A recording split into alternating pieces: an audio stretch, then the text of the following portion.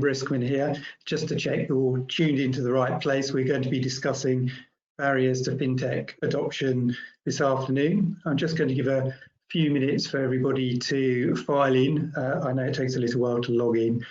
I'll start with some housekeeping. On the top right-hand side, you may see a control panel. Please don't press the cross on the top right, but the orange arrow will toggle your control panel in and out, and you will see there that there is a section marked questions.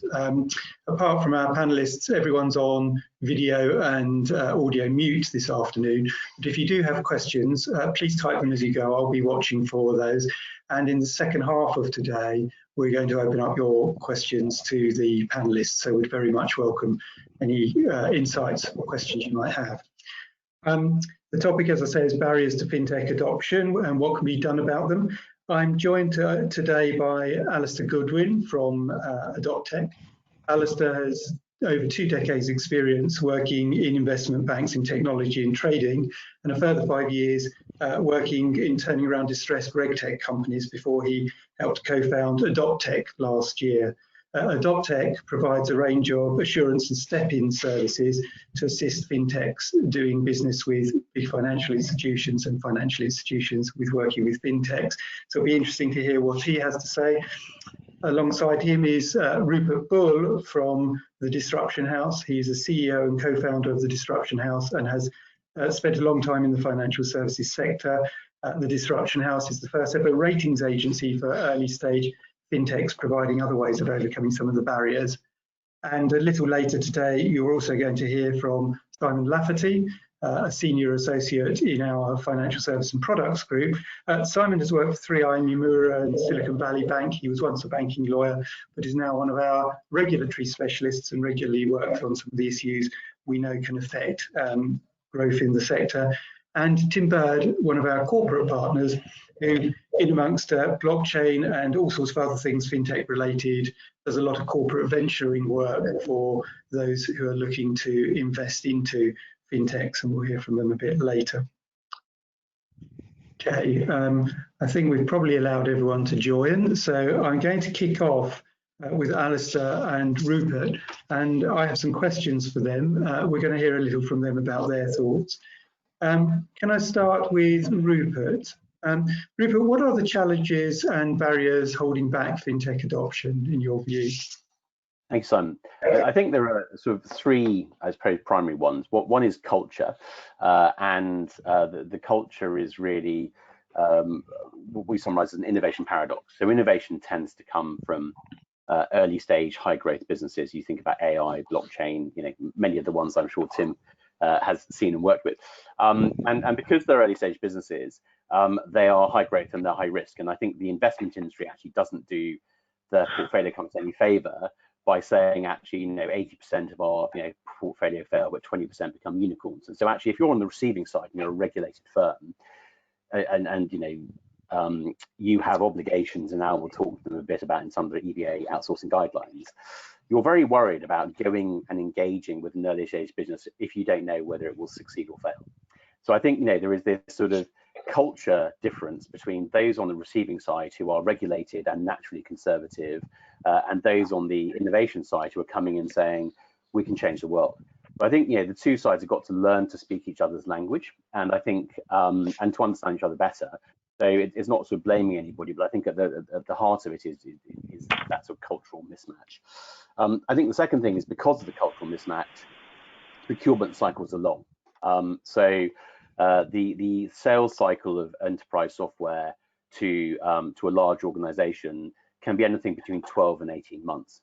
And so it is a glacial pace, and in itself, it's sort of, I suppose, challenged further by the fact that every bank has its own variation of what its procurement process is. So the fact that there's a sort of lack of standardization around procurement and the risk is again sort of just meaning that every time somebody starts, they're almost sort of starting on their own. There's not this sort of team collaborative effect. And then I think the last bit is really the funding cycle. COVID-19 has hit, and I think so part of the challenge is that many of these firms are on annual funding cycles, or maybe 18 months funding cycles, And so therefore actually anything that sort of adjusts these sort of expected parameters of trajectory can actually mean that the companies don't get the next round of funding, and therefore they have to pull back on some of the things they're doing, which means they either can't sell as fast, or actually their sort of service levels are dropping. So I think it's sort of those three things, all of which can be addressed, and I think we'll talk about that a little bit later. But I think the sort of start point is we've got to work on those three things. Thanks, Rupert. So culture, the glacial sales cycle, and securing funding. Would you agree with that, Alistair? Yes, I would. And I guess if I think back to working within technology in various investment banks, it wasn't that, believe it or not, we didn't always think we could build it ourselves better. We were actually completely open to the use of fintech. The challenge was always the integration of that fintech. The number of times that we'd attempted to engage with fintechs, and it would take many, many months. Now that wasn't, that was largely because of the challenges, to be honest, because of the very old architectures that banks have in place. It's a spaghetti. You try and untangle that spaghetti and you add risk. And what you'd end up with is situations where it would take potentially many years to try and integrate what was a great service at the outset. And by the time you've actually integrated it, it's cost you so much time and effort. Everyone's looking at you going, well, why did you spend that amount of money? You told us we were going to have, sub-second trading platform in the next 6 months. 3 years later, you haven't delivered anything. So that was always the challenge on that side. And I think things have definitely improved within the banks. Clearer segmented architectures are in place that does start to allow you to adopt microservices more efficiently. So I think that's definitely improving, but it's still a big challenge. And I think because of some of those historic, challenges with integration with external third parties, a lot of people were burnt in that process. And you don't necessarily, if you're the person making that decision within that area in the bank, you don't necessarily be wanting to be the one that everyone's looking at saying, well, what happened? So yeah, there's been a few bridges burnt. So that's a level of trust needs to be rebuilt, I think. The other point I think that's going to be a challenge and continuing challenge is the regulations. I mean, they're increasing, the focus from the regulators is increasing, and therefore the requirements from both the banks and the underlying fintechs is going to increase. Yeah, I see the integration challenge, and of course a lot of fintechs just can't spend time with every single client doing something which is bespoke. It is hard work. But to expand a little bit on the regulatory challenge, there's a lot going on in that space. So probably two I would highlight. The EBA guidelines on outsourcing, they really are going to impact fintechs. So within those guidelines that went live last September, the EBA, so the European Banking Authority, brought together and harmonised a number of other regulations, including aspects within MiFID and various others. And really what they're asking firms to do is ensure that they've got a very clear process in place to monitor and maintain those third-party relationships. So they need to have an outsourcing register. They need to update all their contracts, for example, by the end of 2021 to include a number of elements, one of which is quite key, I think, is the fact that the regulators themselves need the ability to directly audit the fintechs. So this is quite it's a step forward from what we've seen in the past.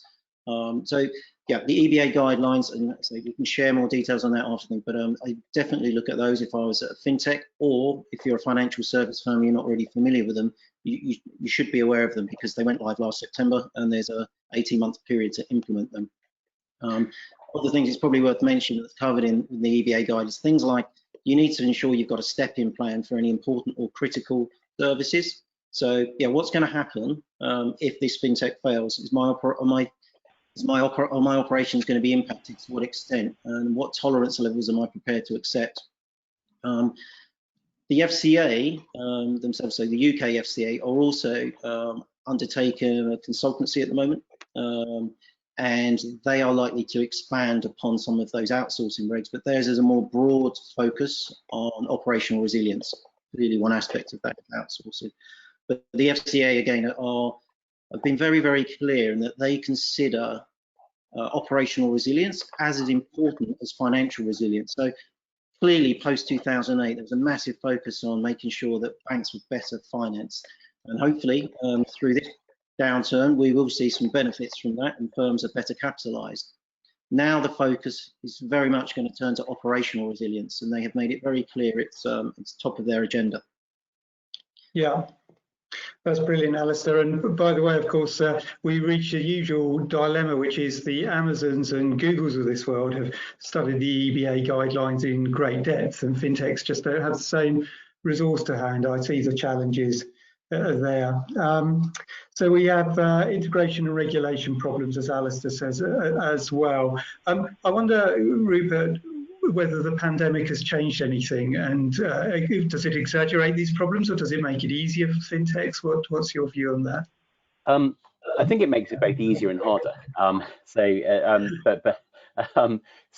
I think it makes it easier in a sense that actually the world has gone digitally native in the cloud very, very quickly. You know, so business continuity plans until the pandemic came along were about going to another building somewhere nearby, you know, firing up some support for your organization, probably from India, but from other places.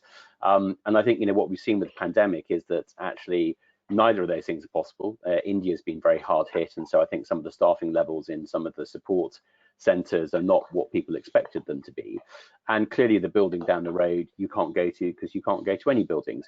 So, you know, we put all our people to working from home. I mean, if you look at our call, we're all largely, I think, Simon, you managed to have snuck into the office, but the majority of us are working from home. And so actually what we've done is we've moved our staff into the cloud, but the technology hasn't followed. But in the process of moving our staff into, you know, being able to trade from home and things that were inconceivable 3 months ago, actually we've worked out ways to allow the safe use of data in the cloud. So I think, you know, some of these sort of psychological barriers to doing things differently have been broken. And I think organizations, coming back to the culture point I made earlier, are having to be much more agile. They're having to make decisions in much closer to real time without lots of committees to review things. And they survived and they're operating. So I think it sort of changed that element very much for the positive. I think the sort of slightly harder bit in the very short term is CFOs are going, cancel or change budgets. You know, let's just sort of focus on operational resiliency. Now, the challenge with that is actually you're fossilizing what was already bad and broken or not very efficient processes, which were much more expensive than what cloud native technologies and pure fintechs can offer.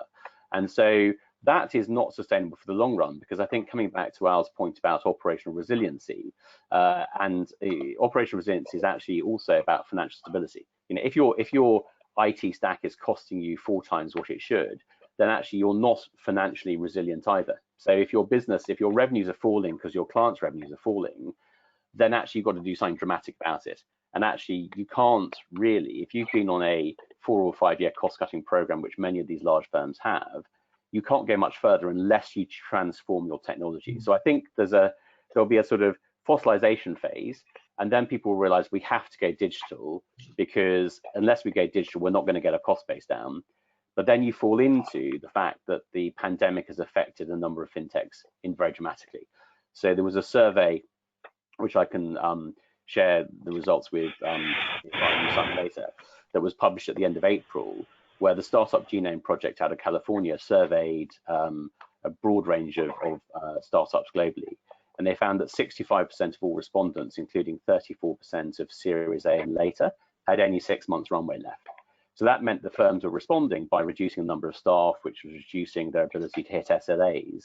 So I think what's happening is the sort of the culture worry has been exacerbated as well. So I think, yeah, there needs to be this ability to demonstrate you are resilient as well. So that's why it's complicated. But I think in a positive manner, there's lots of opportunity, because people are going to need to do things differently, and the pandemic's showing we can do things differently. Great. Alistair, do you have a view on COVID-19 and its effect on this market?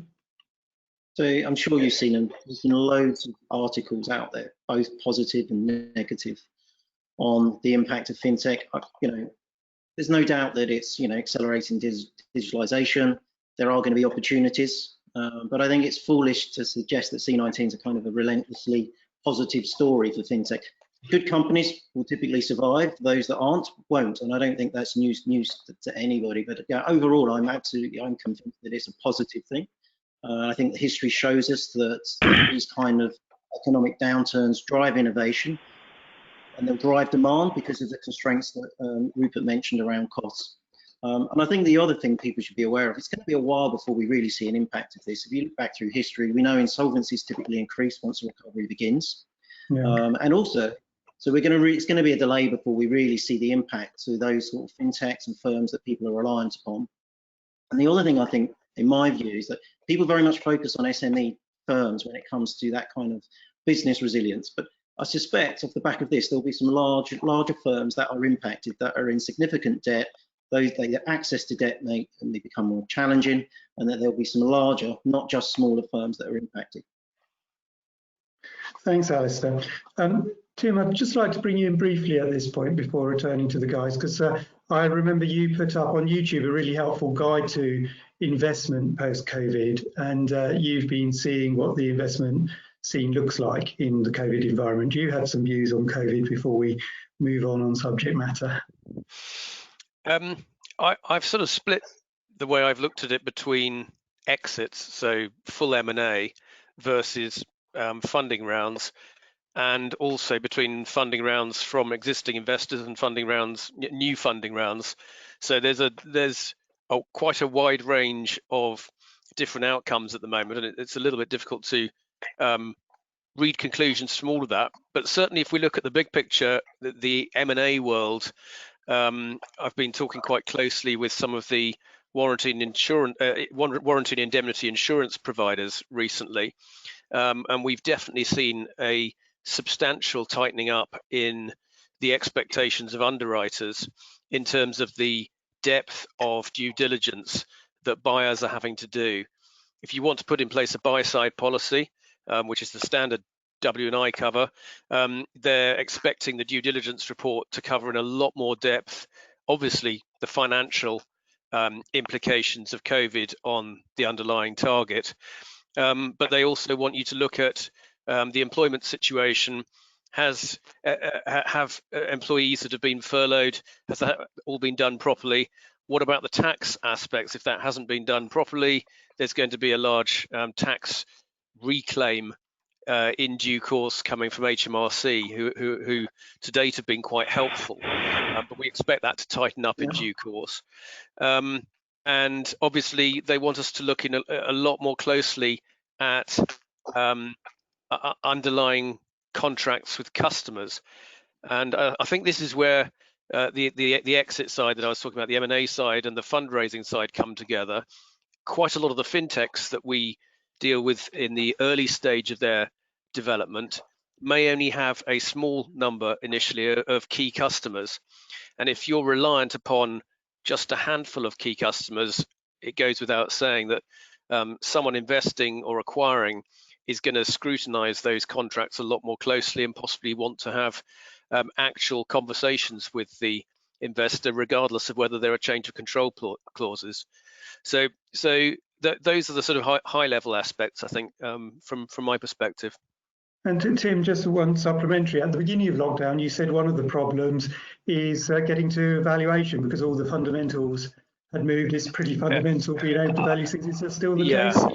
It's horrific. Yeah. We were doing another session yesterday with Smith and Williamson, so that we were covering off the legal and financial aspects of cash flow challenges in COVID. Both they and we are seeing that valuation remains a really key driver of the speed with which growth companies can get a funding round away at the moment. We've seen quite a few where we've been instructed, we were instructed a little while ago that the engagement letter's in place, you're all ready to go, but then suddenly the conversation appears to go quiet, and what's happening in the background, the target is talking desperately with the investor to try and reach an agreement as to what a sensible valuation for that business might look like. Yeah, so I think it's tough out there, but listening to Rupert and Alistair, there's some reasons to be optimistic about the drive towards digital, and hopefully we'll see some restoring of confidence. Just turning back to Alistair, we've heard a bit about some of the issues which have been faced. Do we have any solutions? So I think from a financial service firm perspective, I think, Rupert, you touched on this earlier, I think there needs to be a slight cultural change in the way in which you think about utilising microservice provider fintech services. So if you think of, I don't know, for example, the manufacturing industry, and you think of Ford or a motor company, you understand supply chains. You understand that there are many components that come together to deliver that product, that physical product. We don't tend to think of it that way in terms of financial services. I didn't sit in a bank and think, all right, we are bringing together all these components to deliver a service to our clients. But that's what we do, and increasingly that's what we'll do when you start to utilise microservice providers. So you need to treat them in the same way that Ford would treat a supplier. That means you need to think about them as an integral part of your service and monitor them. So and work with them as partners, rather than sort of doing a very long 2-year-long procurement process, then not talking to them again until something goes wrong, which is typically the way in which we handle these today. And I think internally also for the financial service firms, every time an audit point came up, it was like, oh no, oh no, that's going to stop me delivering something that's revenue generating. You need to start thinking about, actually, that's an opportunity to improve the service, improve our resilience, and that needs to come from a cultural change from the top, in that you're rewarded in the right way for fixing and improving those kind of aspects of the service that improve your resilience. So I think they're, from a financial service firm perspective, are the things that I think really need to change. And from a fintech perspective, I think it's, well, be prepared. You now got pretty clear guidance on what your clients need to do from a regulator's perspective. So be prepared, be enterprise ready. Ensure you've got all the policies in place, do things in the right way. You're going to have to be more transparent because potentially the regulator is going to be knocking on your door. So get used to that. There's always going to be some level of vaporware, but you know, it's only going to go so far in the new world, is the way I kind of see it. Yeah. And Rupert, the same question to you then. How can we move along and really benefit from what fintechs have to offer? So I think, there's two sides to it. So there's things that fintechs, I think, need to think about and do, and Al's covered off some of them. I think the other part is really think about your go-to-market strategy right now. So actually, you know, if I look at our conversations in the marketplace at the moment, I find that actually it's easier to have conversations with some of the strategic suppliers to the institutions than it is with the institutions themselves.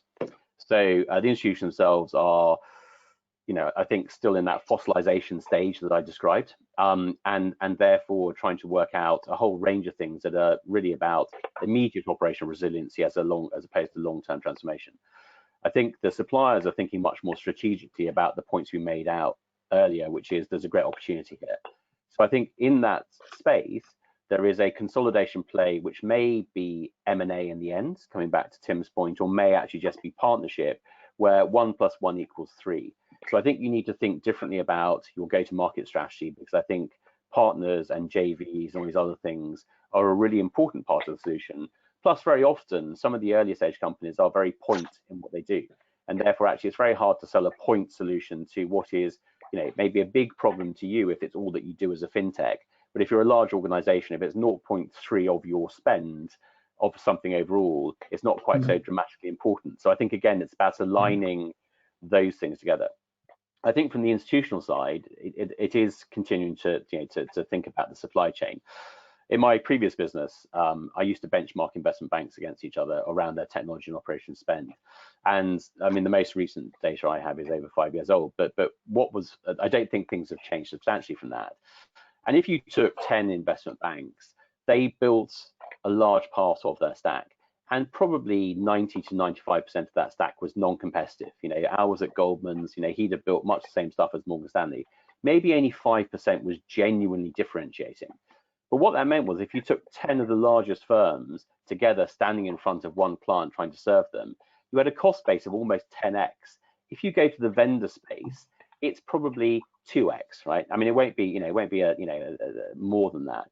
But that's a dramatic change. That will feed back into the ROIs, the ROEs, the cost of product development, et cetera, et cetera. So I think you need to ask yourself, do I need to build this? You know, there's a temptation because actually banks have hired people to build stuff, because over time, that's where you went if you were a great technologist, 20, 30 years ago. So actually, you need to probably almost go stop. Building should be the last resort. Buying should be the first resort if I can find something. So if you actually go, can I buy this as your first question? And then you've got to work out, how do I buy this? Which comes back to many of the points Al's raised. you're probably starting to change the opportunities to your firm. And those who do that earlier will get their cost bases down much faster, which will make them much more competitive. So that would be my sort of thoughts from the two sides. You remind me of Scott McNeely from Sun Microsystems, one of the founders who many years ago said corporates are still building jets instead of just booking seats on them. And I think that might be true of some of the big institutions too. Thank you. Simon, I haven't had a chance to bring you into the conversation yet. So let me ask you, while we've got a real live regulatory lawyer, you've heard a little bit about what the guys are saying. Do you see the regulatory challenges in the same way?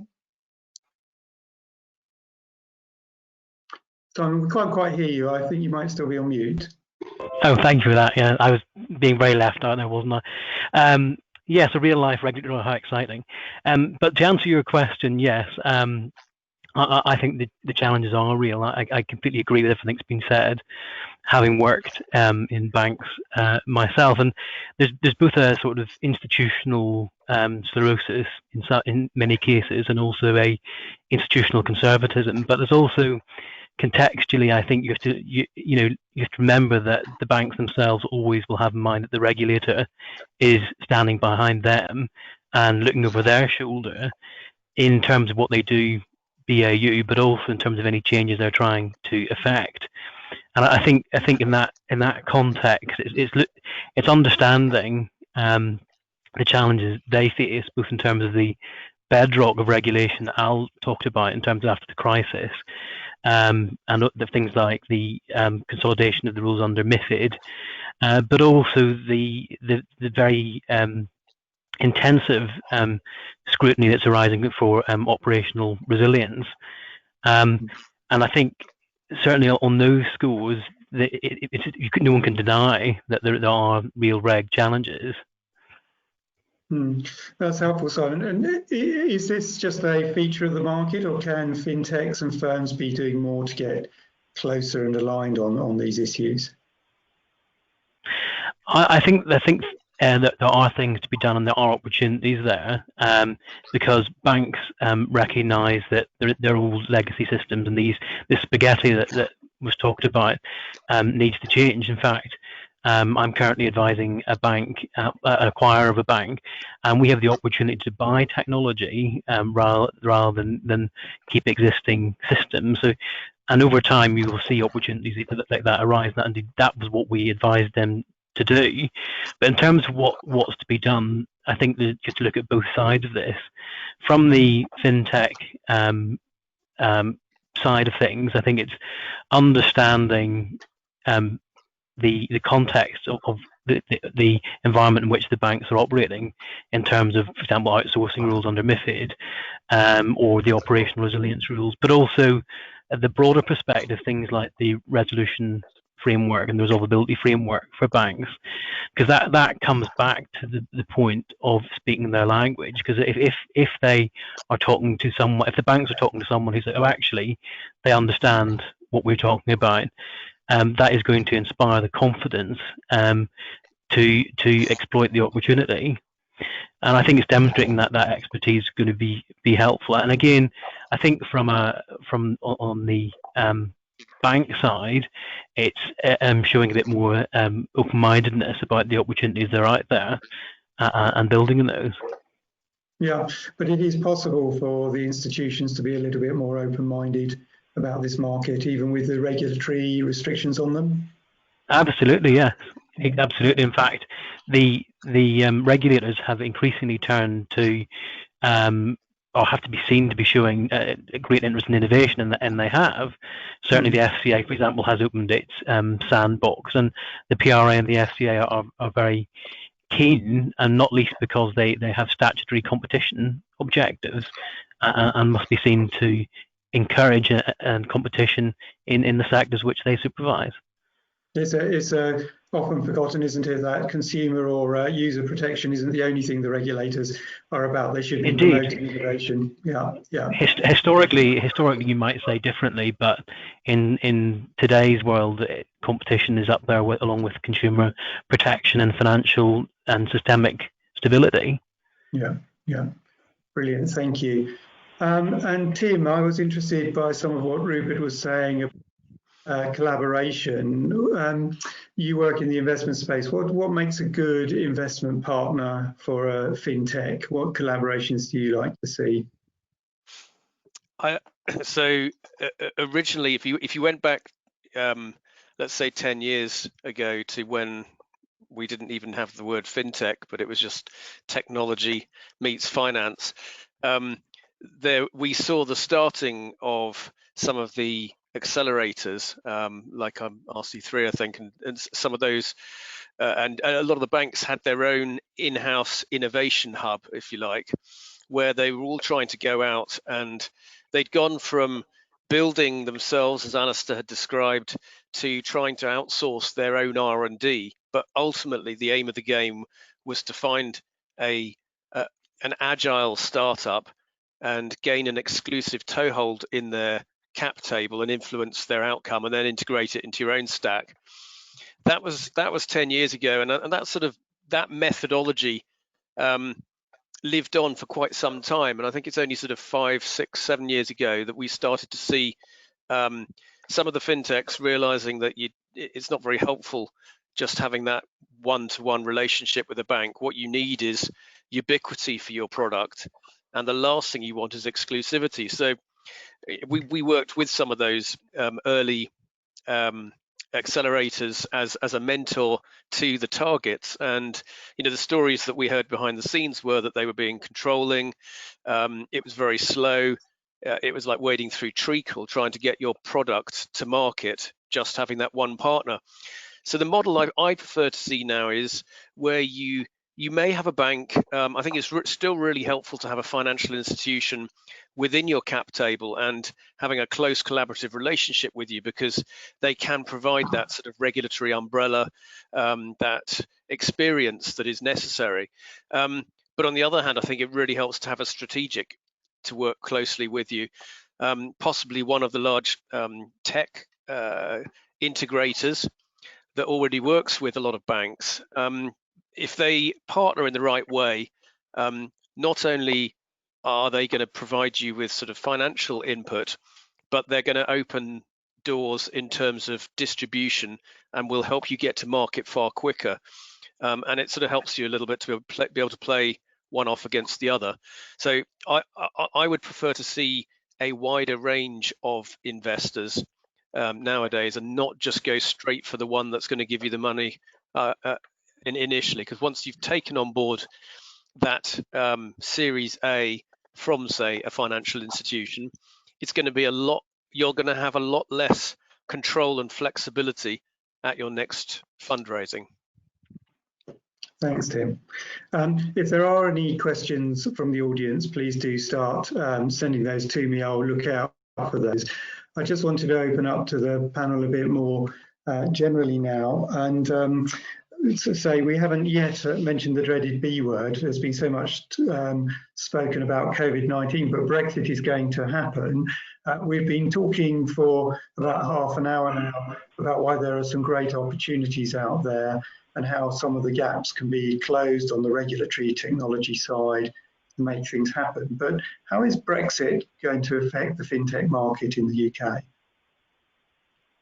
Does anyone want to put their hand up to start with that, or shall I pick on one of our panelists? Rupert, I'm sure you've got a view. Well, I'll start, but I think I'll look for Simon to bail me out at some point. But I think it's very different depending on whether you are actually I suppose, an enterprise software solution where you're enabling someone to improve efficiency, take costs out, gain new revenues, or whether actually you really are a technology-enabled financial services firm. So, so I suppose ultimately it's a question whether you're regulated or not. And I know there's some debate about whether regulation will come through and follow through into the supply chain.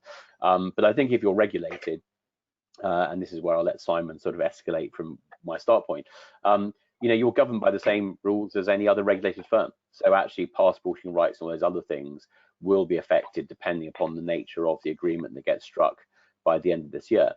I think if you're a B2B software solution provider, it's much less dramatic. I mean, we may see some territoriality, but actually London as a legal centre, as a development centre, London has, the majority of, the UK has, many of the world's leading technology-focused universities.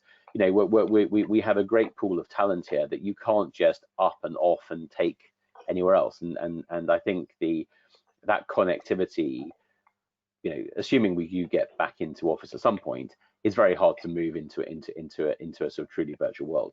So I think it will come back to Al's point.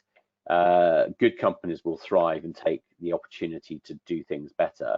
I suspect ultimately that, given that funding will be part of the issue, London is a more mature funding centre in Europe for early stage software, and I think that that will be a competitive edge going forwards.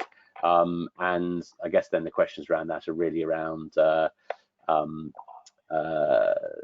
how easy it is for a German software company to raise money in London, and that's probably where you start to get into the legal side of it. But I think so if you're enterprise B2B software, if you're a good company, you'll do well. I think if you're regulated, it's really at the whims of the politicians and the deal that's done. That's my guess.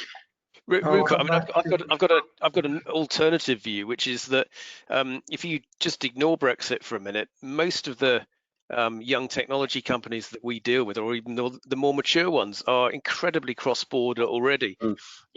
They might have a UK holding company, which happens to have been put in the UK because that was where funding was funneled. But the developers may be based in the Ukraine or Poland or Romania. The head office may be in London, but you might find management in France, and you'll see sales teams based in each of the hubs. It's quite often a challenge for us to work out where the company is located, other than from an incorporation perspective. And I don't see that changing, frankly, as a result of Brexit. It'll be so easy to bypass any regulatory constraints without having to move and manipulate your workforce. You might see that there will be some changes of holding company, but I don't think fundamentally it will change the core of what those businesses are about. I do take great store on the fact that we still have more fintech investment coming into London than anywhere else, and I'd point out that we've got more technology banking sector in London than there are people employed in the banking sector in Frankfurt. So we do have scale advantage, but I'd be interested to hear from Simon, because there are definitely going to be regulatory changes post-Brexit. Yes, before the C word, of course, the B word was the name of the game in legal terms, and I think there are pros and cons. So to Rupert's points about regulated firms, the ending of passporting is an enormous and dramatic change. That being said, most or many firms that are established will have taken contingency planning advice and executed their arrangements long before actually this year. So hopefully a lot of the risks on that side have been mitigated. I think in terms of opportunities and prospects, the UK, in terms of regulation, believe it or not, has always been a leavening enterprise in terms of the making of EU financial regulation. So that, of course, will disappear. But equally, our ability to make rules will be liberated, and there is an opportunity to remove the worst excesses, if I can put it like that, of EU financial regulation. So you could actually see both opportunities domestically in the UK, but also potentially business moving from Europe to the UK. So I was talking to some journalists this week about a proposal by the European Commission to regulate spot FX. Now, anyone who knows who moves in those markets would say that's absolutely bonkers, and it is. It's clearly mad. But that is a prospect, and the Commission has seriously kept a straight face and produced a legislative proposal to that effect. Do I think we would get that in the UK? No, frankly, I don't see that, unless there were compelling competitive reasons that the government were lobbied into it. So I think there are both downsides, which for the most part, for the biggest systemic firms have been mitigated, but there are also other opportunities on the regulation side too. That's great, Simon. We've covered a lot in these first 40 minutes, both looking at where we are now culturally and with some of the technical challenges, and we've heard about the funding issues, and we've just started to peer a little into the problems with COVID and future problems with Brexit. We're going to need to wrap up shortly, and I'd like to ask each of you in turn one more question, which is, if there's one thing you could change today to support fintech adoption in the near future, what would that thing be? Could I start with you, Alistair, perhaps? So I think for me it would be standardization, particularly information exchange. It's incredibly costly to interact for everybody involved, because we don't have standards in place when it comes to whether that's from RFIs, RFPs, InfoSecs, whether it's, you know, communicating information to stakeholders, investors. It's typically the same information that you're providing to all these different people, and it just makes the whole process extremely costly and very slow. So I think if we could reach some standards on how we share that information, then I think there would be a lot of efficiency gains for everyone. Yeah, are you looking at technology standards as well as part of that? Yeah, I mean, if you think back to financial world, we started with sort of Fidelity and Co creating bits way back in, I think, late 80s, a long time. You know, and that, you know, that's revolutionized the way in which you send an order to, you know, between brokers. The same kind of standards, if they were in place for not transferring financial information, but business information, would make life a lot easier for everybody. Okay. Simon, the world's your oyster. What would you change? Well, I wouldn't ask for more financial regulation.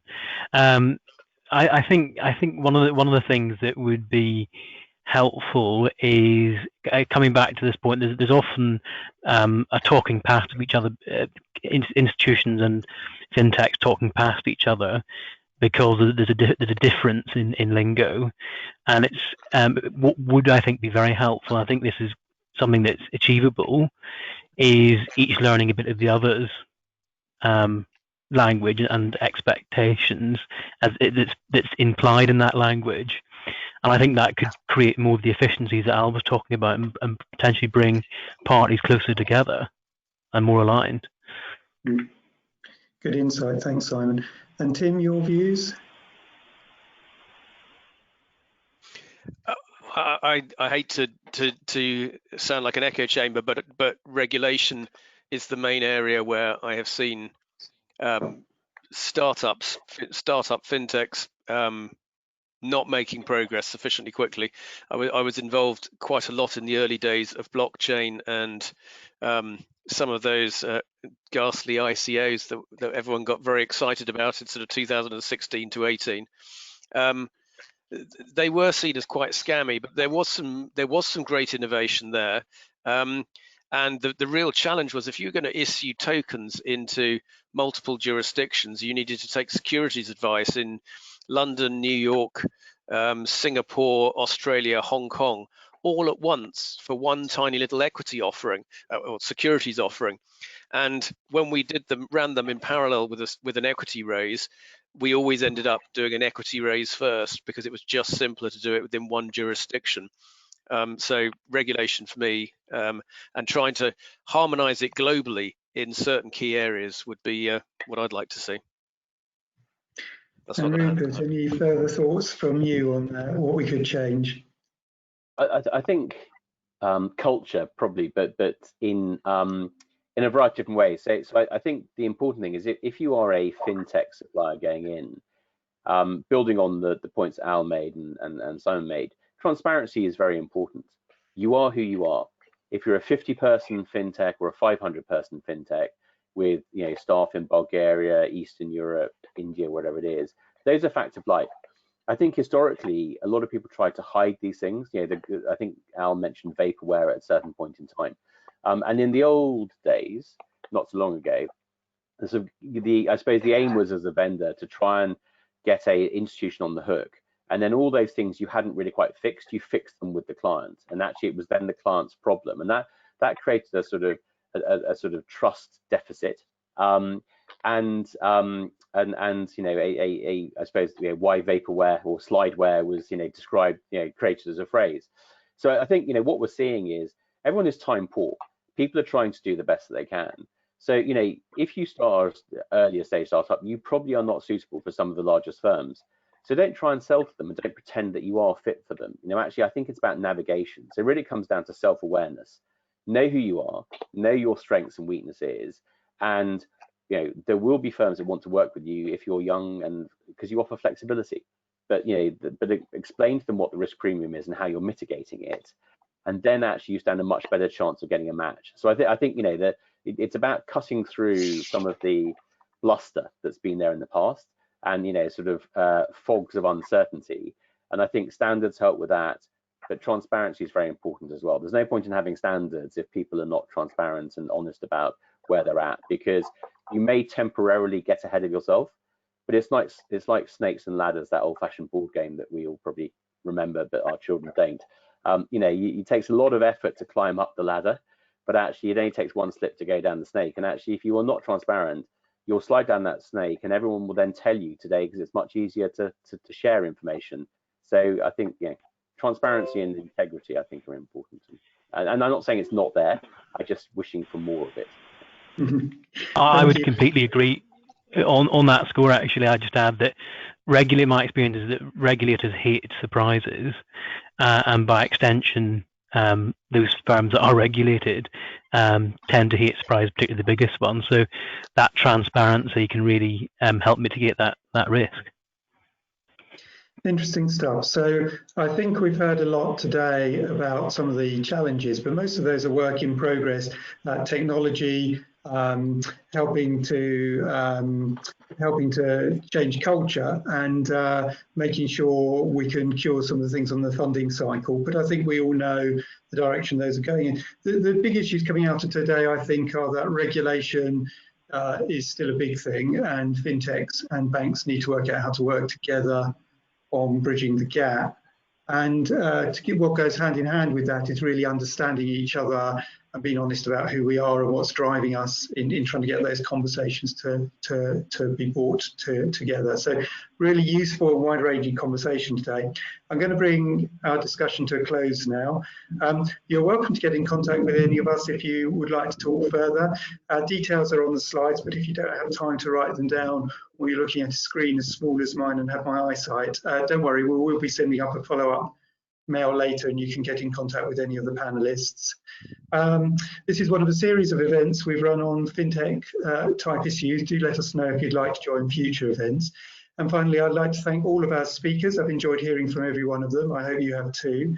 Enjoy the rest of your day, and thank you for joining us. Goodbye.